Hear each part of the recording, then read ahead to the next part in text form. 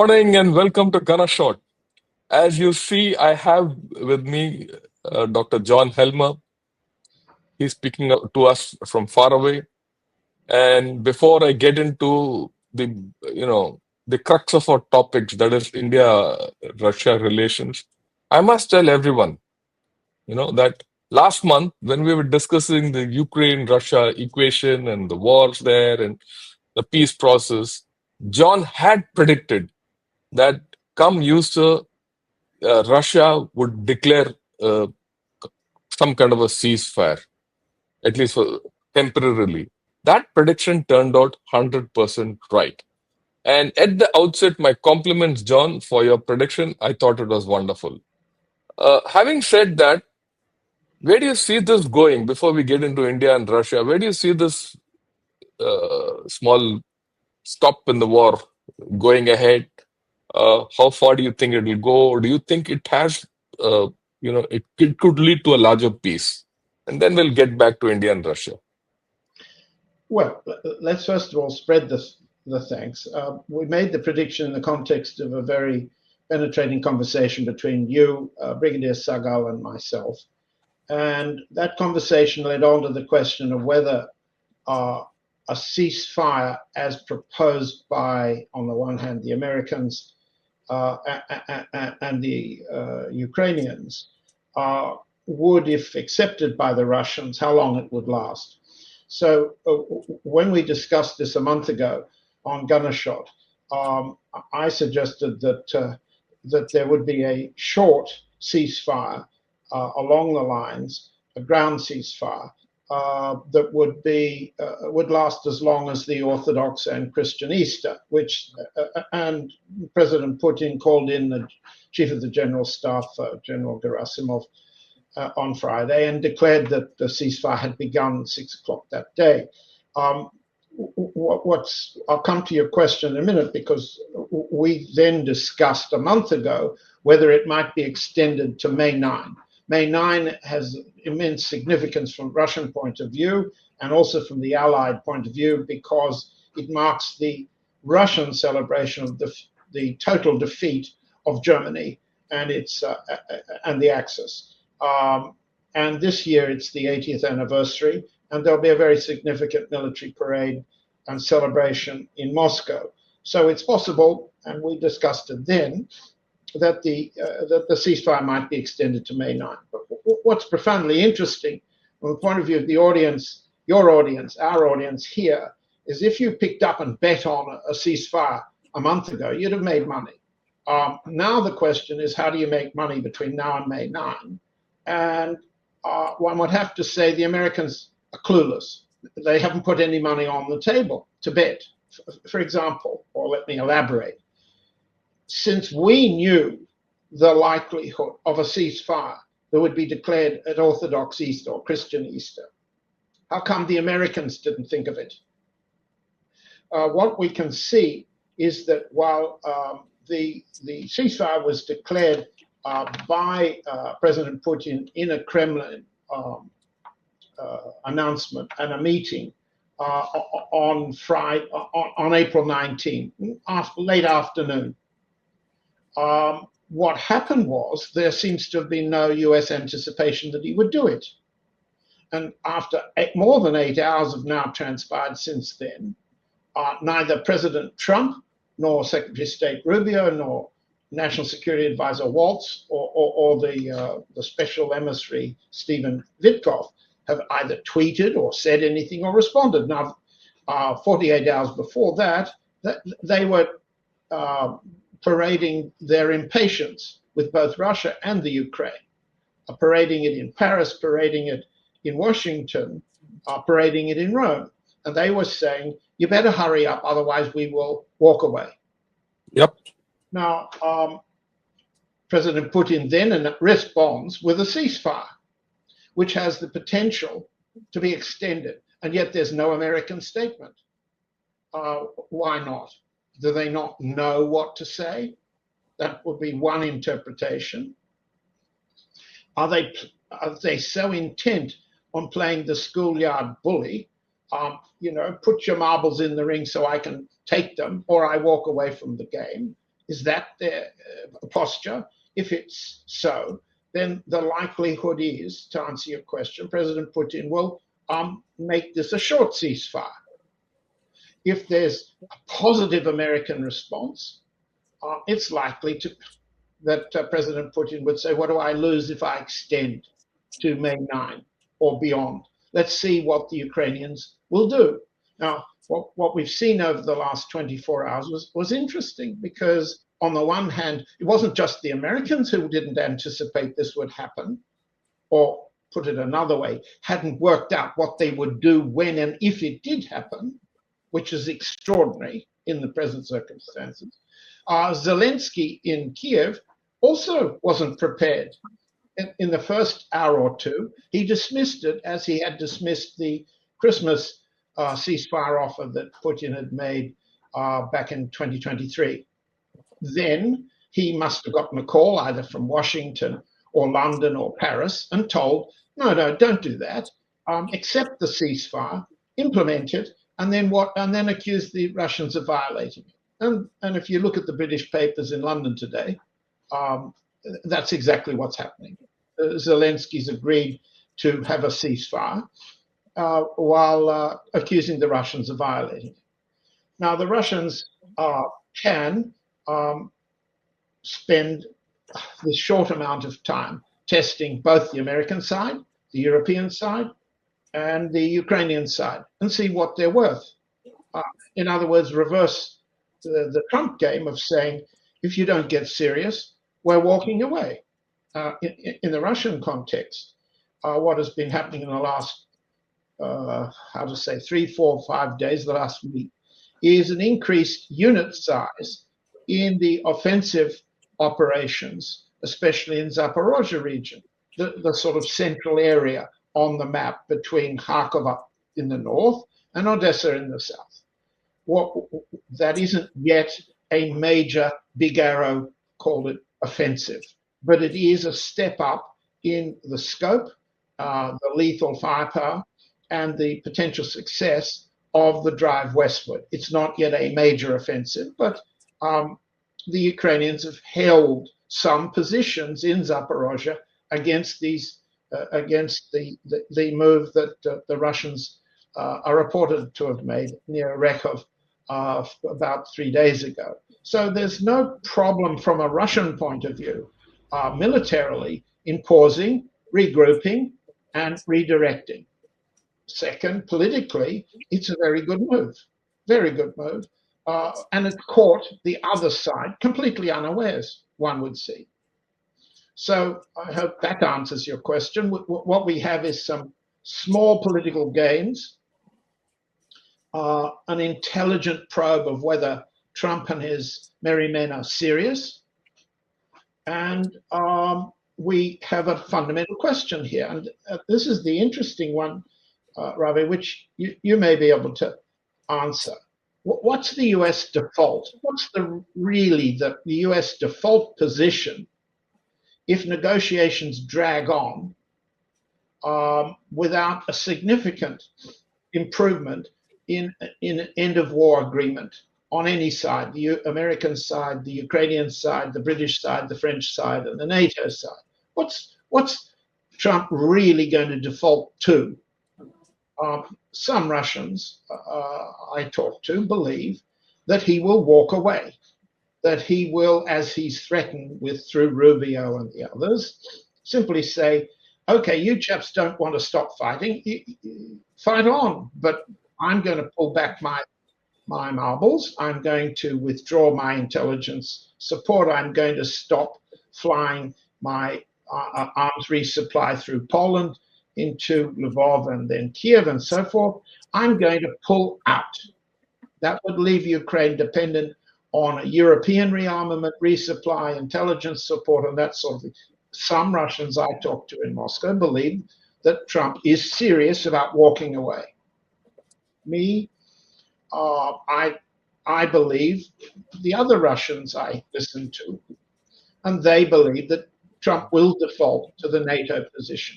That's to say, he will have simply decided he can't make the peacemaker publicity role, PR role that he began with. You remember, I'll end this war in 24 hours, that sort of stuff. And he will walk away as a PR presentation, but not in the military terms, not in intelligence terms, not in strategic terms. That's the Well, argument. I go with you. The only thing I have a different viewpoint. This comes from the thing that look, Trump is quite fully engaged with Russia, or sorry, China, Yes, right? He's locked horns fully with China. At this point of time, I don't think he's got the capability to walk away from this Russia-Ukraine war at all. At all. It's not an option, right? yes, It's also not his option to walk away from Iran, which he's yes, already committed to, yes, right? And it's also not his option to walk away from Europe.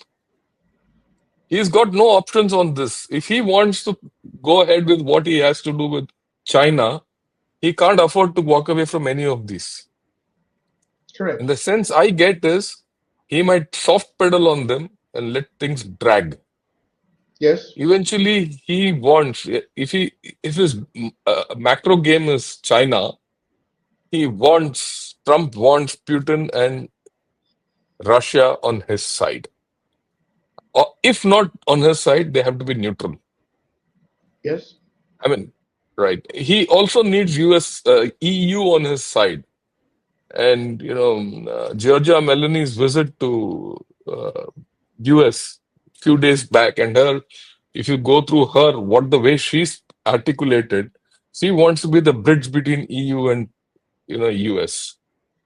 And she might be successful at it, the way one has been reading her. Right. So I mean, my view is that this is going to drag. And it is here, let me connect it to what we would, it is here. I think the India-Russia equation comes into play. It's here that whatever happens between India and Russia, it might not be overt, might not hit the headlines, but I think it has got the potential to, swing things or at least keep things calm. So in that context, I also feel independent of all this, the India-Russia equations are very important in this time when there's a huge trade war going all over. yes, Right? There's no doubt.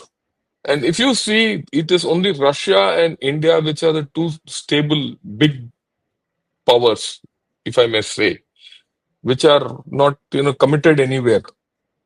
And Russia, though it's in a war, is stable.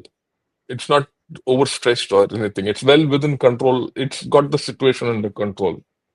And I think, and you see, if you look at China, China is completely out of control of itself. Though what many others say, it's got an internal problem, it's got an external problem, all that. Trump is too overcommitted. He's committed USA to many things which he might not be able to achieve. So the only stability you see is India and Russia. I'd like your views on this. This is my hypothesis. I'd like your views on this, and I'd like you to analyze this aspect which I'm talking of. well, that's a tall order, Ravi. I think I can answer this way. Since I'm in no position from the Moscow point of view to comment on internal Chinese politics. What I can say is that there's a fundamental principle in Putin's policy, in Russian policy, in traditional Soviet policy. India and China will always be friends, never enemies. And the corollary of that principle is that anyone who thinks, whether it's Henry Kissinger or Zbigniew Brzezinski or any other American sitting in Washington, that they can drive a wedge between either Russia and India or Russia and China, is deluding themselves. That's not going to happen. It won't happen. Now, practically speaking, we've just seen a very odd muddle on the Russian side as to whether President Xi would come to Moscow on May 9 for the celebration, alongside Prime Minister Modi. The muddle was expressed, first of all, by the Kremlin spokesman Dmitry Peskov, who said a week or two ago that both President Xi and Prime Minister Modi would be coming. He may have been misreported in the newspapers because a Deputy Foreign Minister Rudenko said, clarifying that Prime Minister Modi had been invited but had not yet accepted. What made it near certain that Prime Minister Modi will not be attending is that President Putin, and this is the muddle part, in meeting Chinese Foreign Minister Yang Yi, have I got the name right? Wang Yi referred to President Xi's visit as the main visitor, with a separate visit, official visit, lined up as well. The main visitor, that was his phrase. And he repeated the phrase in Friday's ceasefire announcement, when he issued a thanks to, and then he thanked the foreign allies of Russia in the following order: China, President Xi, 2 mentions, and the leaders of the BRICS, no mention of India separately. Look, this is when people at his level, and it's our job to understand what they're saying, speak in this fashion. It's not an insult to India, but it simply rules out the possibility that Prime Minister Modi is coming to that Russian celebration as a secondary visitor. It's not possible. And I don't think, in the circumstances, President Putin intended to be insulting or demeaning. The relationship with India and Prime Minister Modi is very strong. And as I said, always friends, never enemies. However, Prime Minister Modi will not be going to Moscow on May 9. Now, the second question is, will President Putin come to Delhi before May 9? And that is far from clear. All I can see from the Russian official leaks or press statements is that the visit's in planning, but there's no date. And I think Yes, you and Arun Sagal have said that they've seen in Delhi a certain amount of advertising or public display indicating that President Putin would be coming.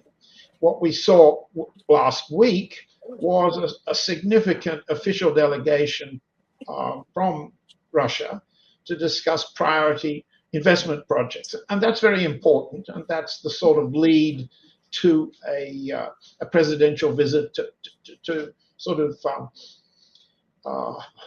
put a seal of approval on what lower level discussions have agreed. At this point, however, it's not on yet.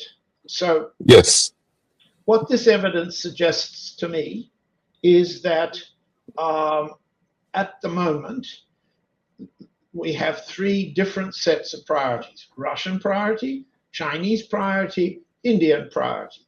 Starting from the Indian priority, and correct me if I'm wrong, you've just said it, the Indian priority isn't discussing anything with Russia right now, and certainly not the war in Europe. The Indian priority is naturally the tariff problem that Trump has created with the United States, first, and second, the importance of securing an Indian trade agreement with the EU. That would seem to me to be 2 primary priorities, to be a bit repetitive, because on the one hand, I'm just looking down at my numbers, the US remains the most important trade partner for the for India. for India. let's see, it's 132 billion a year bilateral trade. That's the US. The EU comes third. China's second, Second. roughly, with 128 billion, and the EU is 124 billion. Compared to that, Russia's a junior trade partner at 60 billion. So I should have thought, and those Indian sources I've talked to in Moscow I think I've got it correct, that the priorities for the Indian side now are elsewhere. That isn't unfriendly. There's no hostility. And there are lots of points of growth between the two states, but they don't require presidential endorsement. Interaction, yes. And so long as no one takes offense from a, let's put it, awkwardly phrased set of invitations and acceptances about visits, protocol matters. The political reality is India's got some other things on its mind. So is China, so is Russia. And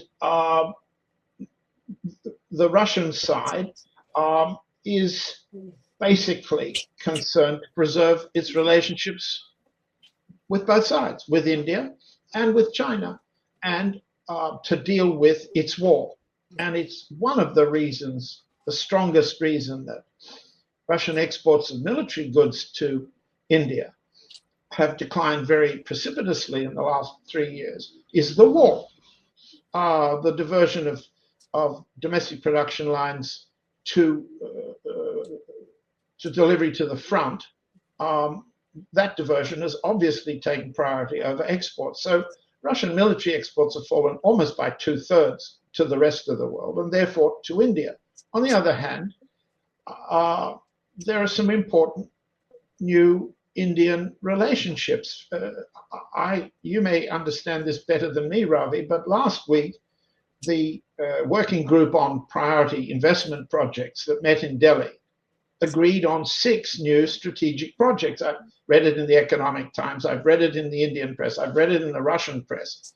This magical 6 new strategic projects have been announced, but there's no identification of what the 6 are. The working group, the Indian-Russian working group on strategic investment projects, signed with nice, polished, gilded albums, 6 new priorities, only they're keeping them under wraps. Now, that's understandable because both sides are threatened by the American sanctions, American secondary sanctions. And if you read and believe Bloomberg, I have no objection to anybody reading it, but don't believe anything you read in Bloomberg. There's tremendous pressure on India to cut its oil trade with Russia and its coal trade and all forms of trade. It's therefore necessary that priority investment projects between the two countries remain under wraps, at least. Yeah, I agree with you. And it's not hard to guess which these projects are. They would be on nuclear issues, they would be on, space, they would be strategic issues on defense. These 3 are a given. The Yes. rest we'll have to see what they come out. I mean, it's not. Well, there'll be financing, the way in which ruble, rupee. Yeah, that's an issue which has to be resolved. Yes. And that's going to stay secret. I don't think there's any doubt about that, and there's no doubt about the reason for it. Transportation to facilitate overland and oversea between Russia and India would be another sector that would look to be obvious. But the sum is there are strategic, new strategic commitments. And for the first time, I'm seeing, for example, a sector I used to follow very carefully, the Russian steel sector, is opening up more and more to joint production and steel mill production in India. Vladimir Lysin's NLMK Novolipetsk steel group has already one specialty steel plant in India. Magnitogorsk MMK is another that is looking to invest in India, and steel production would be another area. Whether it's considered strategic or not is another matter. Fertilizer production, fertilizer trade with India is very important. I don't follow that as closely as I used to. The diamond industries in the doldrums for both the Indian side and the Russian side, and that's been a priority too. But the pressure on of sanctions war against Russia is such that it's best that India and Russia make their trade agreements quietly without too much noise to cause damage. So Yeah, I'm sorry, I don't see any reason to see the principle of always friends, never enemies, leading to any form of wedge driving between India, Russia, and China. Yeah, that's a fair enough thing, and I think that's the way things have to go. Because like you rightly said, everyone in India is now focusing on USA first and Europe. Because to get our economy going, and we are more connected with the West, and we are more comfortable with the West, and we are very uncomfortable with China, to put it mildly. So we need good FTAs with the West. There's no two ways about it. We also need good deals with or rather, enhance our cooperation with Russia. And the general thinking in India is that, look, our future lies with Russia, EU, and USA. Stable partnerships with all three. Like you rightly said about China, we don't want to get into a war with China, but I don't think we can be at peace with them either. That's been our history. It's not a thing, and that's a reality. No, notwithstanding what comes out in the press and all that, but on ground, what we see is this: that we don't expect a war at all with China, but we don't. We are very realistic to understand there'll be no peace with them. That's the first part. And trade with China, the general public wants to reduce it in some manner or the other, and we are now at the danger of being swamped by all the goods which can't go to USA or other places to be poured into India, and for which we have to put up barriers. So I don't see our equation with China, going up by any stretch of imagination. That's the first part. So that, like you said, we have to keep our equations with Russia at a different level vis-a-vis China, and we also understand that Russia has its own compulsions to deal with China, and those we respect, and we leave it at that. And I think we need to use this Russia India equations for overall betterment. And that's the way I look at it. I also feel at some stage India will have to play some kind of a bridge between Russia and EU and Russia and US. I'd like your views on that. Well, it's not too good an idea to build a bridge between two people who are fighting. I think Maybe not when they're fighting, maybe when some kind of sense starts prevailing. Because I think sooner or later EU has to start thinking differently.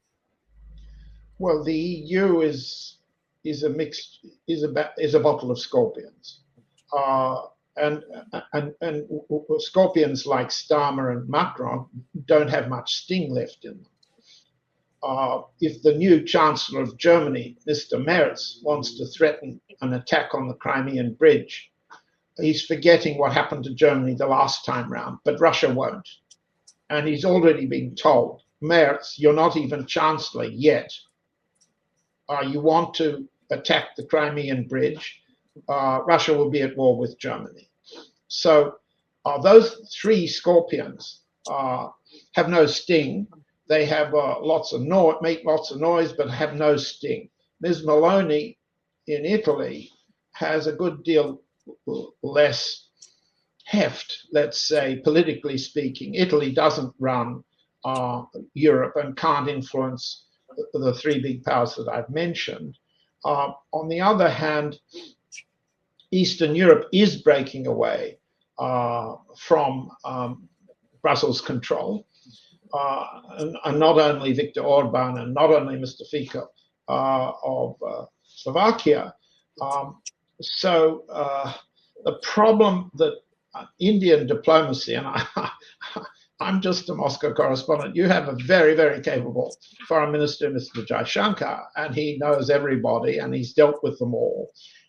And presumably it's a principle of his level of diplomacy not to try to bring people together who are still scrapping. You try to find what's common among them in order to build a bridge so they can cross the bridge, shake hands, and live happily ever after. There is no such prospect right now between UK, France, Germany, and Russia.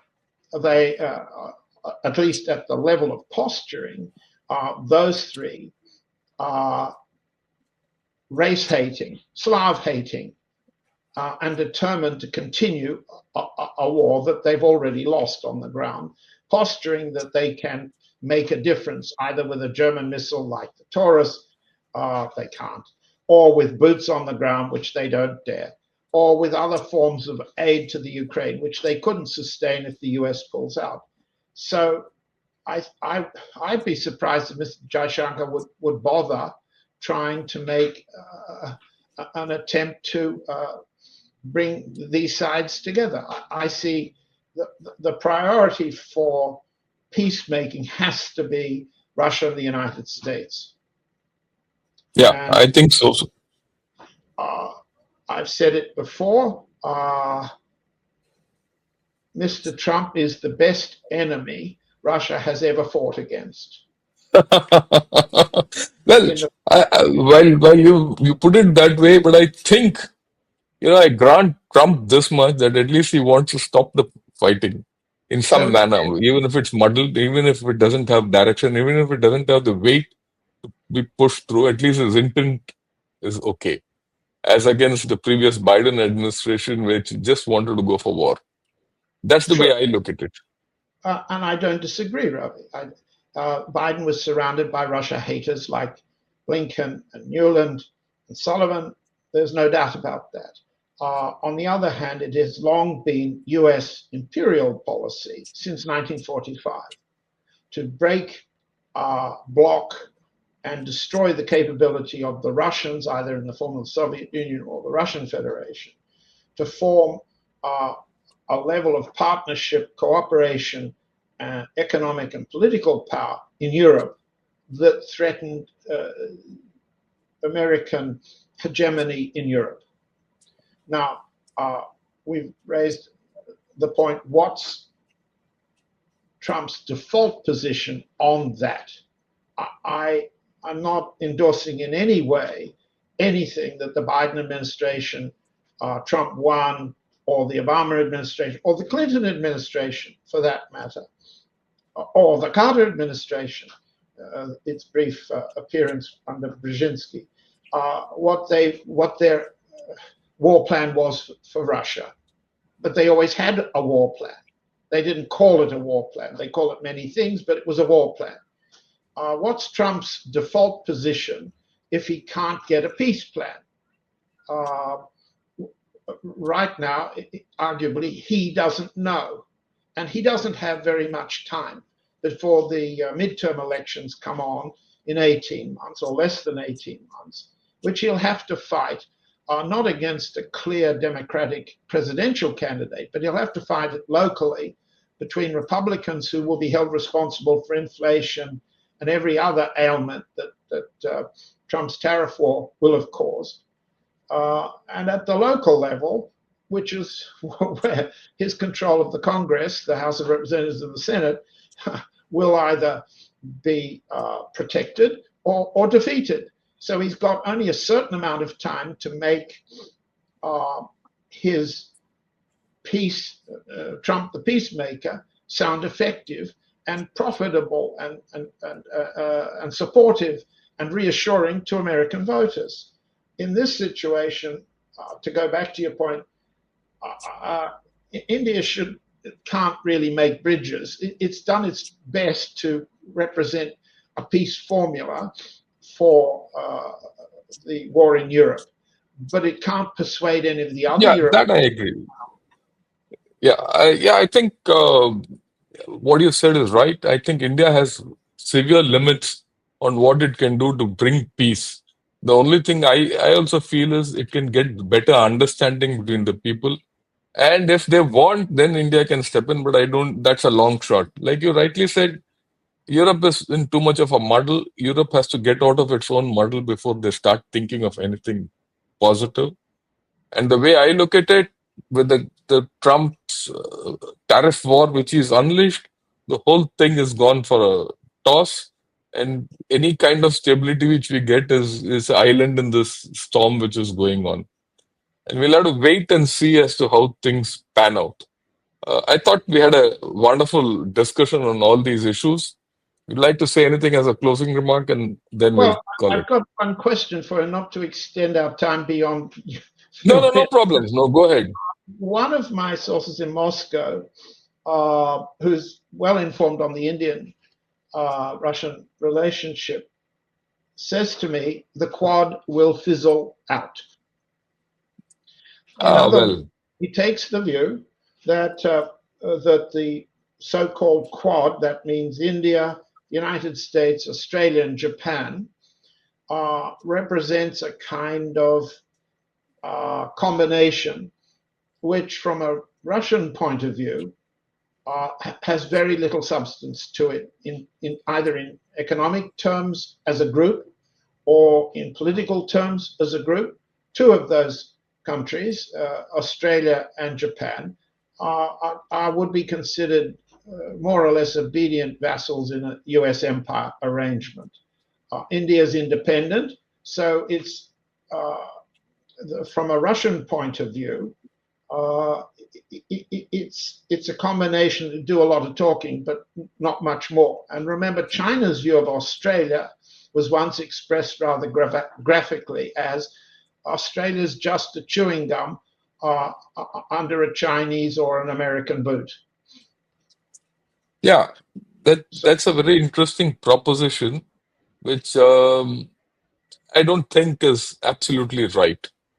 For the simple reason, for the simple reason that I'll have to go back into a little into Quad. Quad was an idea which India didn't accept.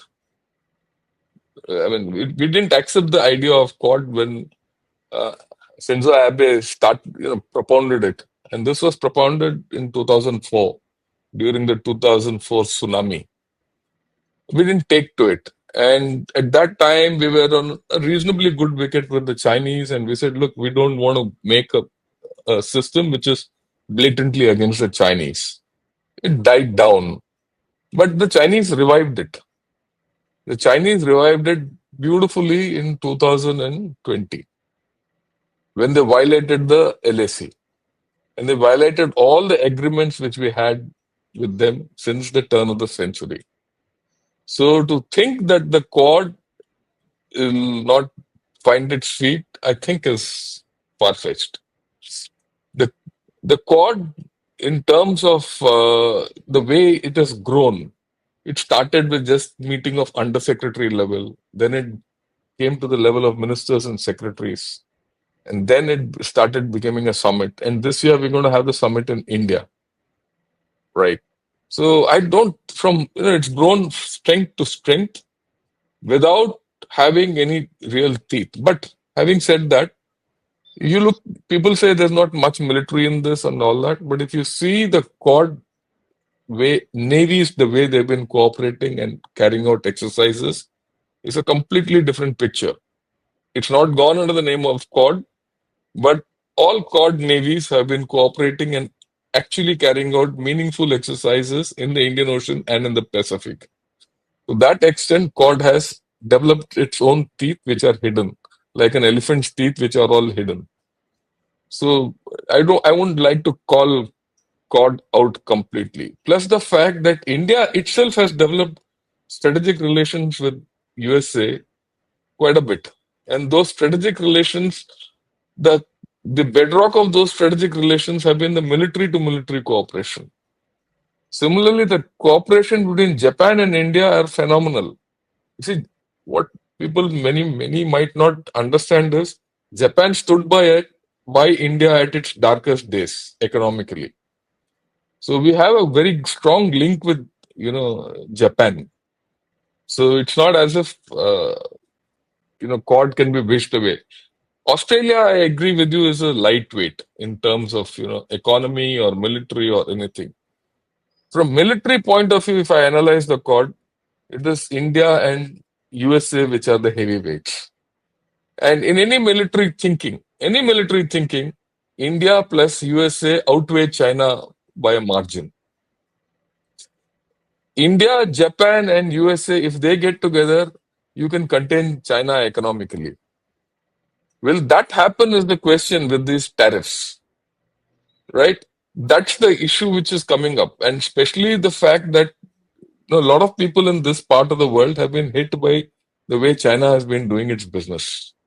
And India, we are not for it at all. We might, like you rightly said, we might not be enemies today with China, but we are not their friends either. And we are not interested in their entering our markets. Though at times we've had to accommodate them for other reasons. But if Japan steps in and USA steps in, and if USA wants to pivot away from China, there is no other alternative but to come to India.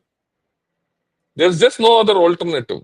There's no alternative in the world in terms of scale, size, and shape and population. There's no other place, right? So they have to come. So I do visualize the US India trade partnership strengthening. Okay. And I also visualize the Japan India trade partnership strengthening.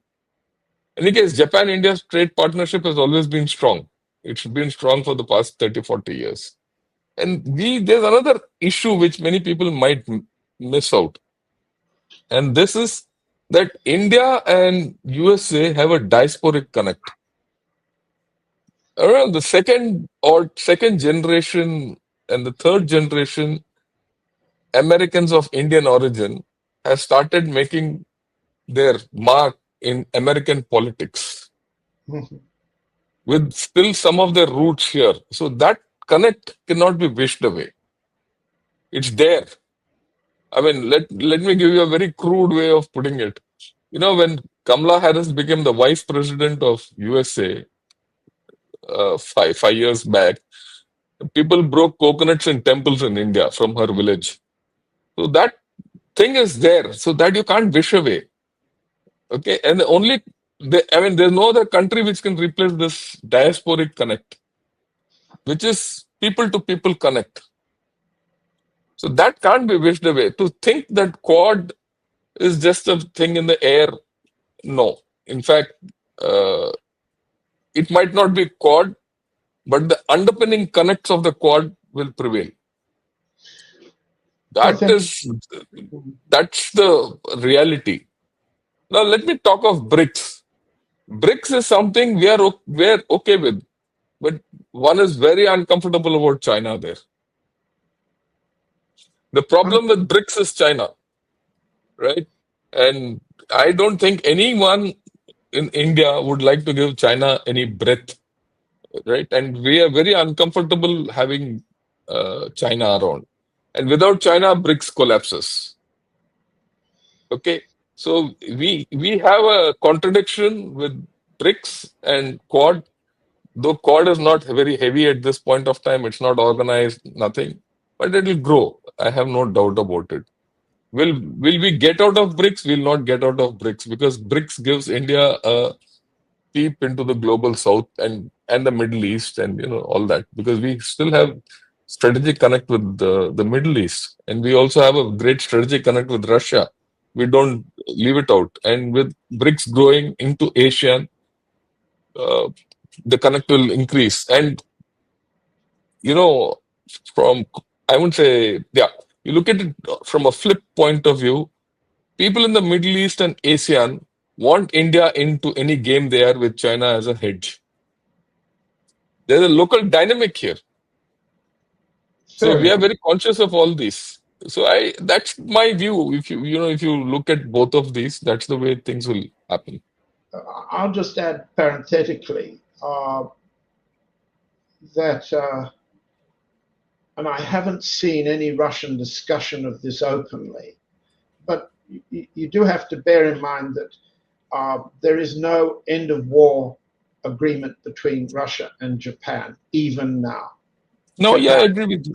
Japan is an enemy state, was then, and technically remains so. Every attempt to resolve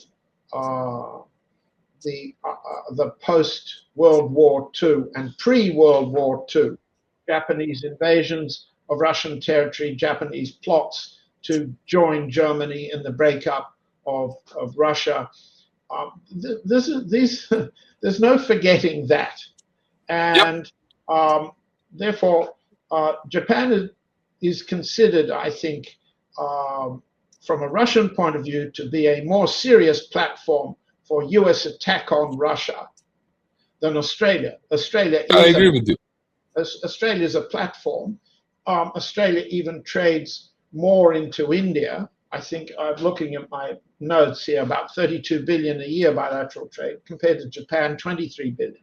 But leaving that aside, from Russian point of view, the Quad is the United States, and plus two are platforms for the United States to threaten both Russia and China. And presumably, I'm not in a position to say what evidence I have, China thinks exactly the same. So what we have are Chinese and Russian naval exercises along with Indonesia off the Indonesian coast. It's election time in Australia, and there's been a flurry of effort by the losing conservative side to paint China and Russia into a new threatening relationship with a base in Indonesia. This is all a fiction. It's election time fiction, but nonetheless, the combination is Russia-China, I suppose, versus the United States on a platform of Japan forward and Australia in reserve. That's why I think the view is that the Quad fizzles because it's really only one country. It's the United No, States, uh, India. I don't look. If that is the case, you see, the Indian viewpoint as far as the Quad is concerned is that we have nothing to do in the Western Pacific. We understand the dynamics of the Western Pacific, and we have nothing to do with what's happening in the Western Pacific and the Central Pacific. That is absolutely crystal clear, right? We are looking at the core of Indo-Pacific. In the core of Indo-Pacific, there are a lot of problems which Quad Yes. has to handle, right? And we also understand that Australia is a reluctant partner in the Indo part of the Indo-Pacific because very often people confuse the fact that Indo-Pacific has two oceans, Indian Ocean and Pacific Ocean.